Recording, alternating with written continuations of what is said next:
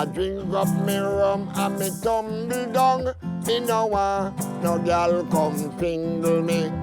Nearly a year on the road, all those miles, all those airports, infinite variety of awful plumbing. It was time for something low impact. So off to Jamaica. Iron barra, me no want no girl come tingle me. This is the first time I've ever driven a car on the wrong side of the road. I mean, knowingly. How hard could it be? Oh, I get the pass on the right, too. Woo-hoo-hoo. Thankfully, we have a roll bar. But this time, a different angle.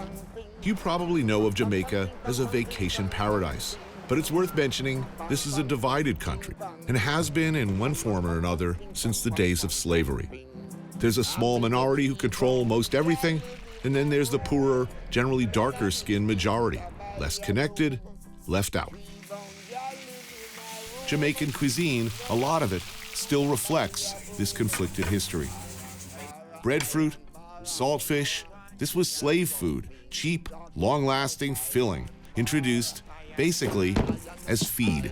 Bar, iron bar, and me no want no girl come a finger me.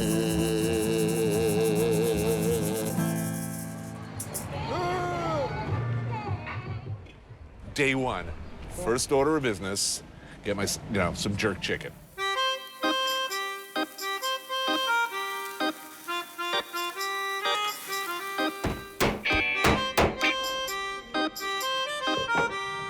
Can you blame me? No, I think not.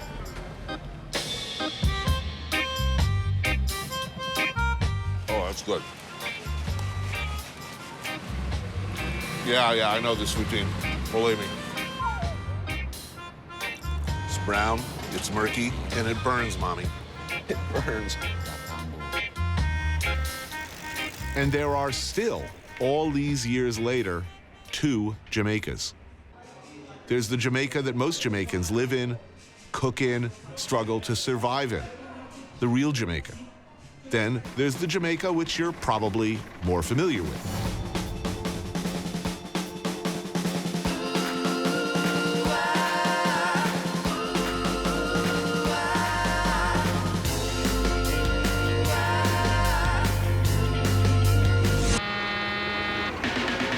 But tourists have been coming to Jamaica for a long time, when this part of the island, particularly Port Antonio, threatened to become an international jet-set destination. Local legend has it that Errol Flynn was shipwrecked here on his yacht in 1947 and promptly fell in love with the place. Before Flynn, it had been an empire of bananas, a huge industry that later became United Fruit. Bananas went out, tourists came in. The banana business eventually went elsewhere, and when tourism shifted to the other side of the island with the construction of an airport at Montego Bay, well, that was pretty much it. The northeast coast was largely forgotten.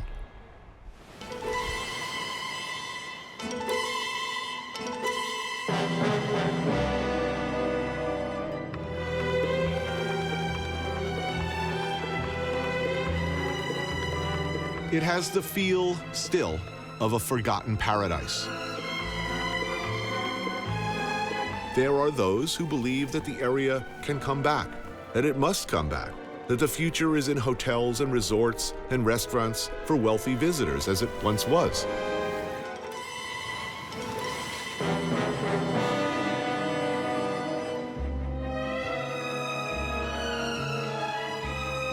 Take this place, for instance. The Trident Hotel. Expensive, luxurious. Best of all, I'm the only guest.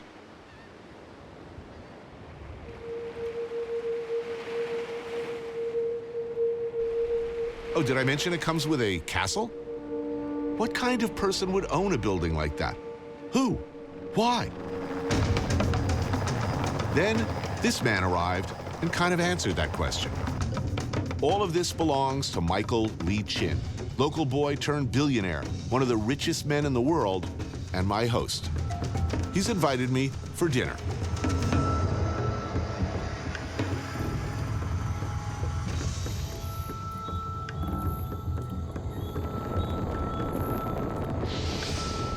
That's some rum before we do some crabbing, yeah? Right, yeah, that sounds like a plan.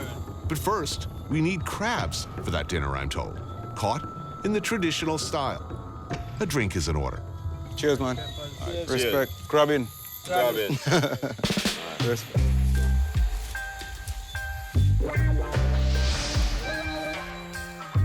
A lot of crab holes. This time of year, Port Antonio is literally crawling with crabs, I'm told. It'll be really easy. Just scoop up the little bastards and then it's back to the pool. You haven't seen it, right? Now I'm looking. I'll lunge at him. It's hot. I think it's that rum, you know. It's really thick in the bush, you know? It's sweltering, freaking hot, and dark. You find something? Yeah. Awesome, man. But it doesn't seem to bother the hotel chefs who willingly risk dismemberment for the sake of procuring a tasty dinner. We want him alive. We have questions to ask him. Where are your friends? Oh, yeah. You know? One crab down, 49 left to go. With the help of Tony, we're gonna get some more tonight, so. I'm frankly anxious to get this over with, so when the opportunity arises to stick my paw down into a hole where there's probably a pissed off crab looking to clamp down on my pinky with his pincers, I could care less. Nothing. No, nobody home. Oh, Hans. Ah, damn it. I think I stepped in the antness. Are those fire ants? Wonderful. Please attack my nutsack. Anything to get this over with quicker. Ah, he's running. Hey, man. Okay, I don't want to kill the little guy. That's it right there. Right and left, right and left. Whoa. Yeah. Expert. Nice one. Next. What seems like several sweltering hours later, it's mission accomplished, and it's back to home base and time to get ready for dinner at the castle, followed by a party, I'm told.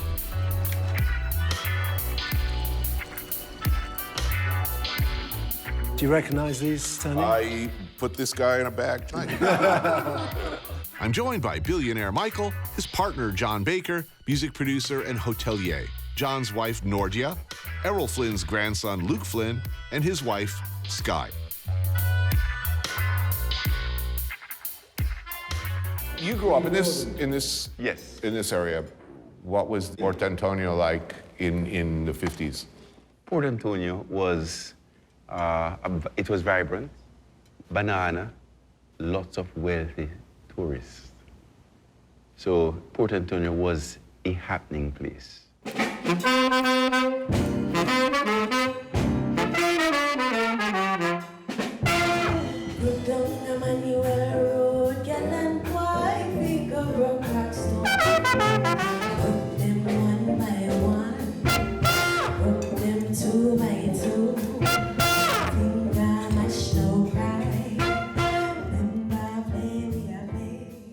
You're a man with a diverse financial interests. Banks, communications. As a veteran of 30 years in the hospitality business, why? Why would you do such a hard and probably unprofitable thing? I mean, usually unprofitable. You're being very kind. It's a really business, generally speaking. Well, I thought you're smart and that you're brilliant, but your behavior shows that you're dumb. No, I know the answer. Are you a romantic? Great things will happen when you romanticize, you dream, you aspire, you see a vision, and you set out to achieve that vision. Trident is here to catalyze people to come to Port Antonio and discover wow, wow, and wow again. Where does it cross over? Where all of the things you love about this area, where all of the villas are spanking new, and people are building 400-room hotels, is there a threshold where things start to not be the things that you loved about the place in the first place, and how do you guard against that? You know, Tony, Port Antonio is a long way from getting there. It has not progressed out of the 50s. It's had very little tourism in recent years. Why isn't there lots of, everybody loves reggae, everybody loves Bob Marley, Everybody loves spicy, delicious Jamaican food. What's the problem? Because you don't get off a plane and go 100 yards to an all-inclusive. There's no real lift here. You have to get here. It's that simple? It's as simple as a lift, and it's as simple as we're shrouded by the Blue Mountains, and it's an effort to get here. So it filters out certain forms of travelers. So we have to make it a little bit easier to get people You get beat in. out by a lot of lame islands, let's face Oh, it. totally. Yeah. And even in Jamaica, lamer areas. For me, I say if someone says, oh, I've been to Jamaica and they haven't been to Port Antonio, I'm like, well, really, you didn't get a real feeling of Jamaica.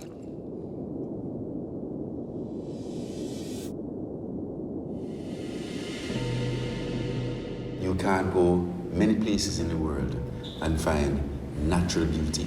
People who are genuinely warm, where there's a strong culture of food, strong culture in terms of music, and at the same time, be able to be a part of a community, and you can be a visitor without being a part of the tourist industry.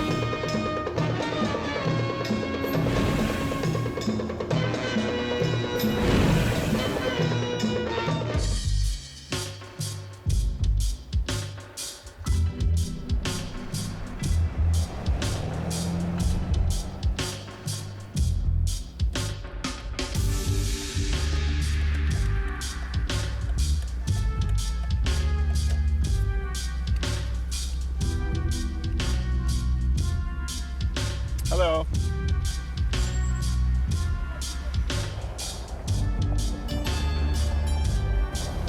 During World War II, British naval intelligence officer Ian Fleming came to Jamaica on a secret mission to investigate possible U-boat activity. Like the legendary character he would later create, he was a spy. The mission came to nothing, but Fleming fell immediately in love with the island and vowed to return, which he did, buying this place, GoldenEye. At the time considered very Spartan, a cottage, a single room really, a few smaller rooms in the back, but an incredible view. He spent much of the rest of his life here writing a book each year at this desk. You know those books. Today, Fleming's cottage has been enlarged and made more luxurious as a hotel, but the original house still stands, along with some improvements. Grotto, eh? What did every young American boy want? Every red-blooded American male born in 1956. I can tell you, they wanted a grotto. It sounded pretty good to me at 12. As I got older, I started to think about these things, like exactly who was in that grotto before me becomes more of a concern as you grow up. It's like, did Ron Jeremy just leave the grotto? Am I the first one in the grotto? Has someone changed the water in the grotto? These were concerns later in life, but this was it. I wanted a grotto. I still kind of do.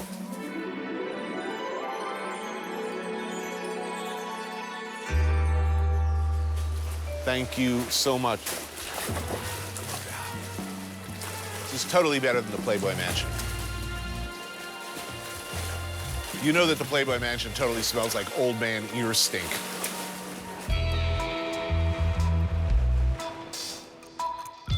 The current owner of GoldenEye is another unusual man, Chris Blackwell, legendary music producer turned hotelier. Over the years, Blackwell has expanded the property into a resort, its gates reaching right up to the fishing beach at neighboring Orcabessa. Blackwell has big plans for the area.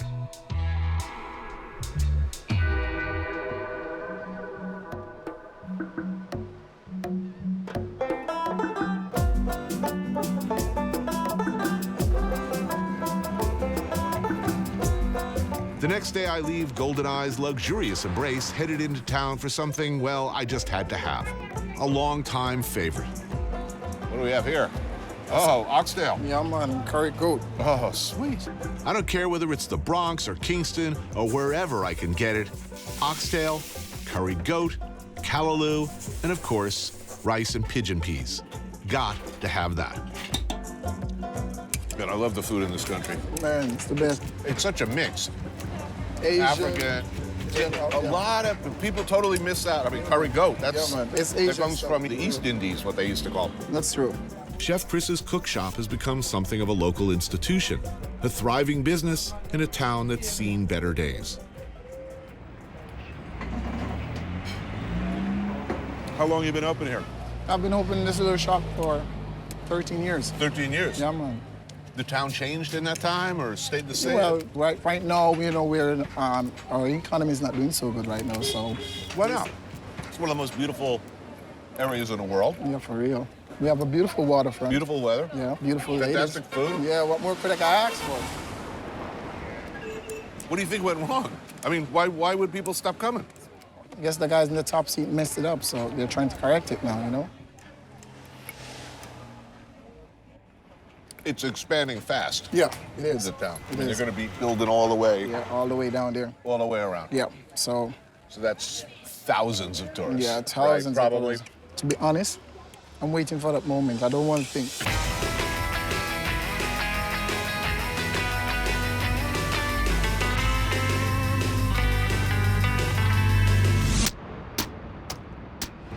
We really need that, you know, because this town was dying fast and real fast. So Chris Blackwell came back and now he's booming the town. So it's a good step in the right direction. Oh, thank you. Oh, yeah. See, now I'm happy. That is just beautiful. Nice place to grow up? It is. What's it like being a kid? My childhood days, I used to spend it at the beach. That's pretty good. Yeah. Who gets to do that? Well, I guess only me and my friends. But I mean, do you ever take it for granted? Like, do you ever get? Yeah, we do. You do? We do. See, the thing about it, when we really need it, that's the time we can't have it, you know? Because a lot of our waterfronts have been gone, you know? We have very little right now. You know, it's okay. We have James Bond Beach like 10 minutes walk from here also, so at least we're one of the luckier ones.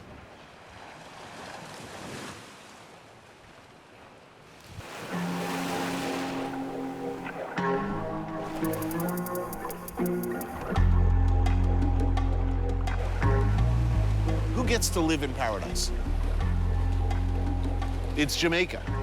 Let's accept as a basic premise that this is about as close to paradise as it gets, right? This place I'm staying was built by a guy who lived here 2 months out of the year. That place down there, probably the same, 2 months a year. Sad to say, I think it's unlikely that 50 years from now, anyone but the extraordinarily fortunate, the extraordinarily connected, and the extraordinarily rich will be able to even look at a vista like this. That is my personal theory. Look, here I am, fully aware of the irony of this situation. It's like the whole preservation thing. Who preserve for who? Save the reef, for who? Save the beach, for whom? Not you, probably.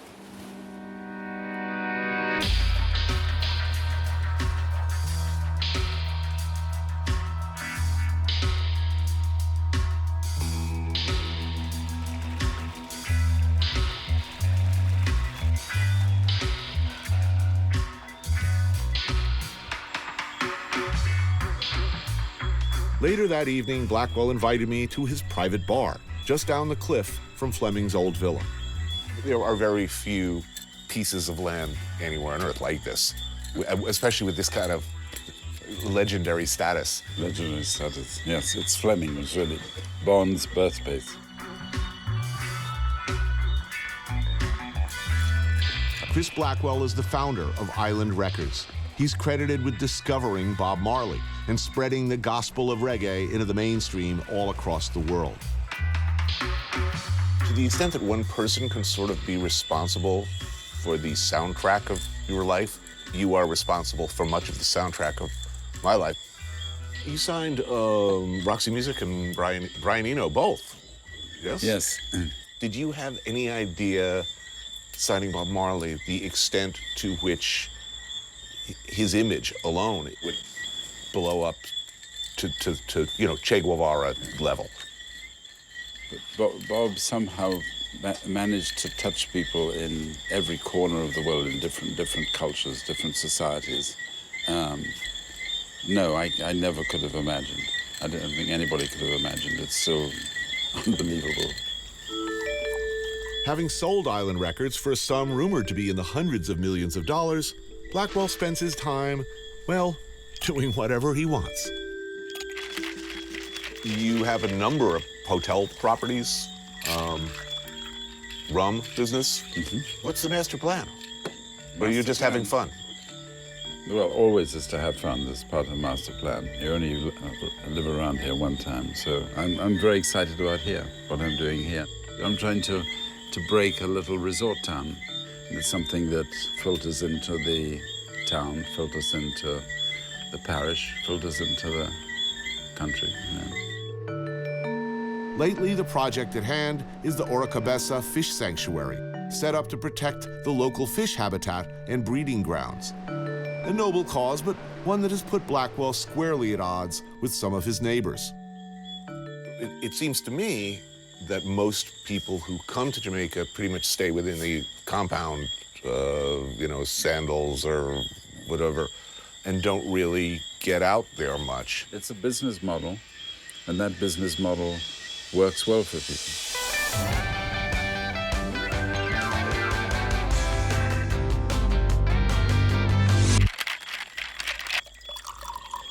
The market that I'm going for are the ones on the high level, in terms of a high cost level. Is it an inevitability that basically all of the Caribbean, that it's essentially going to end up as a service economy? Yes, I think mainly so, and then it's based on tourism. It's based on people visiting. It's a tough balance. The engine that's going to preserve or save is often dependent on who's coming to look and what they're willing to pay to come and look. Can there be a balance, do you think? I mean, can a place this beautiful be unspoiled forever? I think there could be a couple hundred places like this in Jamaica. As long as there are people who can go and spend some money in communities, go to a little restaurant, go to a little bar, go to, shop. That's essential for Jamaica to really thrive. If life were a Bond film, who would you be in a Bond film? Well, there's only one hero in a Bond film. That's Oh, you'd be the hero? I'd have to figure that out, yes. I don't know whether I'd be the villain. I'd be like number 17. He has an unhappy end there. Yes. And his end is frequently. quite short, yeah.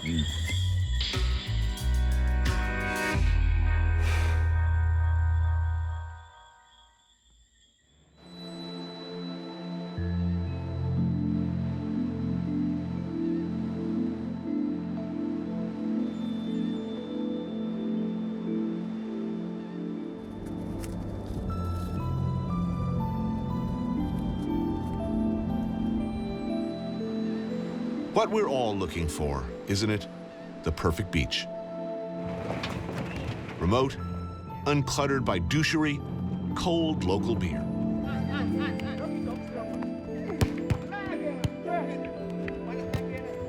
The perfect end to a long and, well, bumpy road.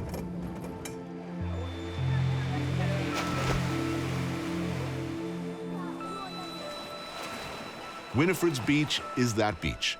Mostly locals, a few clued-in visitors, white sand, clear, warm water. And of course, local food.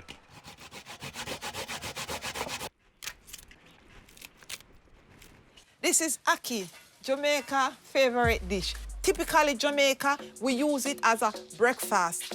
Cynthia and Dennis run this place and come highly recommended. I'm told this is the spot for the classic, gotta have it or you ain't really been to Jamaica, ackee and saltfish. Salt cod, rehydrated and cooked with ackee, a local fruit that happens to be toxic if you don't handle it right. Now they say best ackee and saltfish In Jamaica. anywhere. And yeah, also some banana. Delicious. That is delicious. Yeah. Cynthia's friends Joy and Marjorie also have little restaurants or food stalls on the beach, and they tell me that here too it's in danger of redevelopment, that all this might disappear into the ever-churning wheel of, well,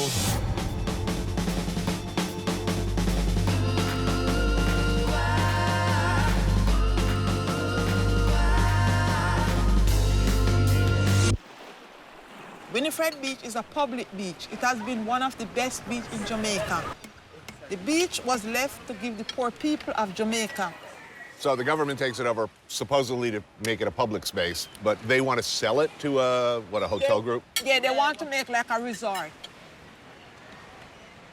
There are a lot of islands in the Caribbean where you're not allowed to own a beach, meaning all beaches are public. Even if it's a really exclusive hotel, at least theoretically, anybody can go. Right. Here it's different. Here, if you can buy a house and the beach, you can. If you're a hotel, you can make it a private beach, meaning they don't let the locals on or vendors or anything. They can keep people out. Right. So how many public access beaches are there in this area?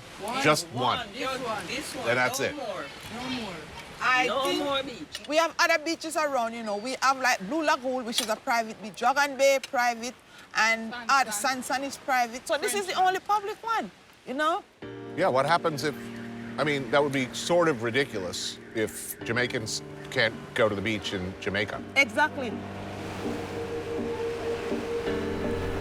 there are two sides to every story, of course, and the government, for its part, claims locals will still have access to their beach. We don't trust them, so we do not believe what they said.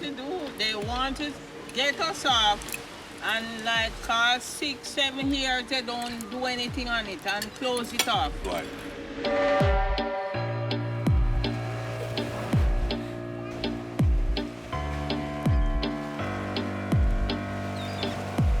What kind of monstrous human being or organization would displace the people from their own beach? From our freedom. If they take this away from us, we would like we are in prison. Yeah. Yeah. Because when the time is hot, we would have nowhere to come and swim.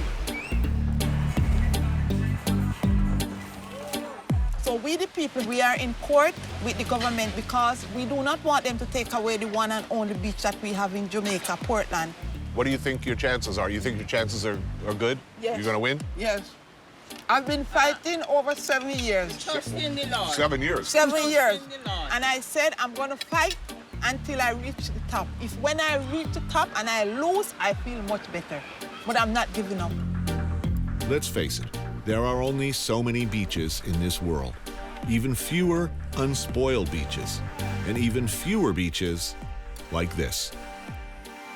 I mean, that's one of the things that's nice about this area is it's not a big resort area like some of the other parts. And the food is amazing. Right. Yeah, we do cook nice food. You can't get this at the hotel. They get it, but not like this. Not so fresh. Really, really, really tasty. I'm gonna have to come back here like tomorrow.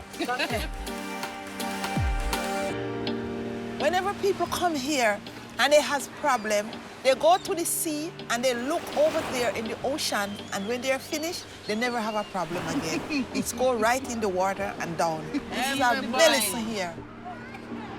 And I hope that the world can see what is going on at Wifred Beach, and that they can come out and enjoy the beauty of the beach, the nature of the beach, the people, and the love of the beach.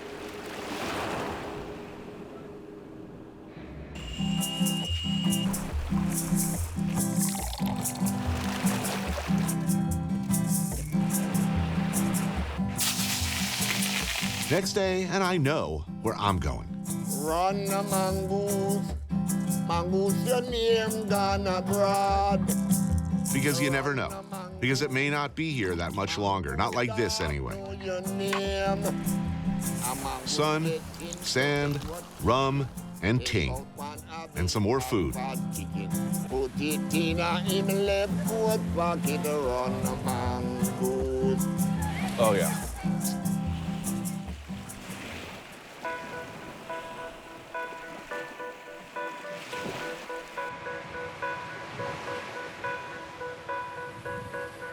Hi. Wow, what a spread.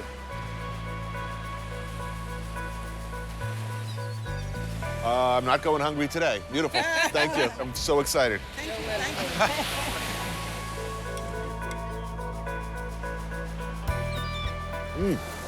That is actually quite delicious.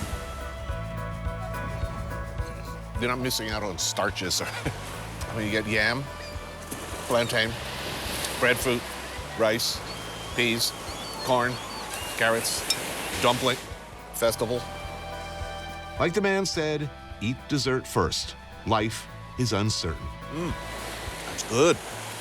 I knew I was coming back here. I knew it was a smart move to come back here. These ladies can cook. Point being, the way the world turns, the inevitable grind of history seems to indicate that places like this and people like this get plowed under, pushed aside, paved over. Who owns paradise after all? Who in the end gets to own paradise, use paradise, or even visit it? That's a question that's probably worth paying attention to before there's none left at all.